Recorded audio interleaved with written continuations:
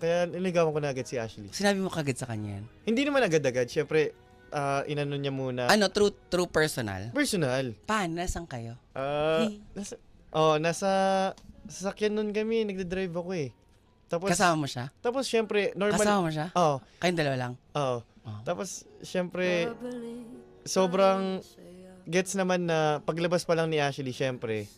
Medyo na, Sandali naguguluhan lang. pa yun eh. Sandali lang, bakit ganon? Yung iba parang sa panayam ang rinig ko, parang nag-restaurant hopping sila.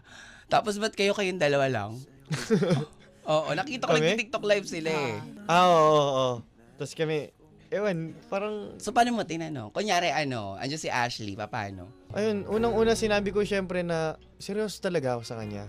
Walang showbiz na kahit ano. Hindi ako ganun eh. Minsan ka lang mabuhay, gusto ko, masabi ko yung totoo sa kanya.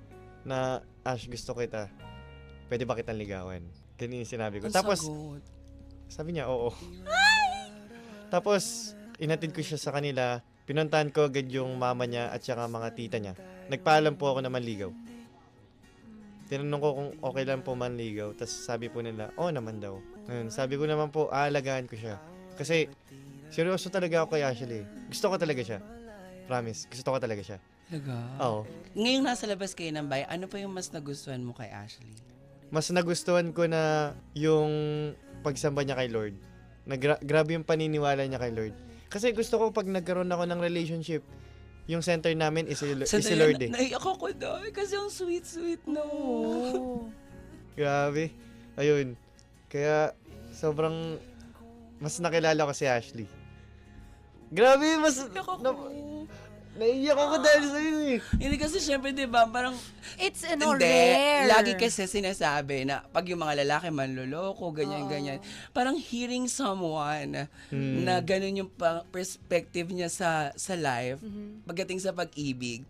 Di ba, girls, yung mga walang nagkakagusto, yung feeling nyo, hindi nyo pa time para magkaroon ng jowa. Meron pa pong ganung lalaki pala. Grabe naman si Jayo. Bakit? Ba't ka umiiyak ka rin? Grabe ka. Hindi kasi ang galing lang. Eh kasi 'di ba rare nga siya. I'm so proud. Kasi tingnan mo yung process. Oo. From nasa car, tapos pinaalam mo sa tita, sa mama niya.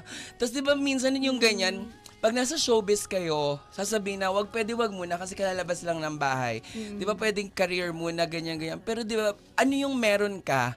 Bakit pinayagan na agad-agad? Ayun niya eh. Di Kaya ba? sobrang nagpapasalamat ako sa family niya at saka kay Ashley. Yung tiwala na binigay nila sa akin. At para sa akin, aalagaan ko talaga.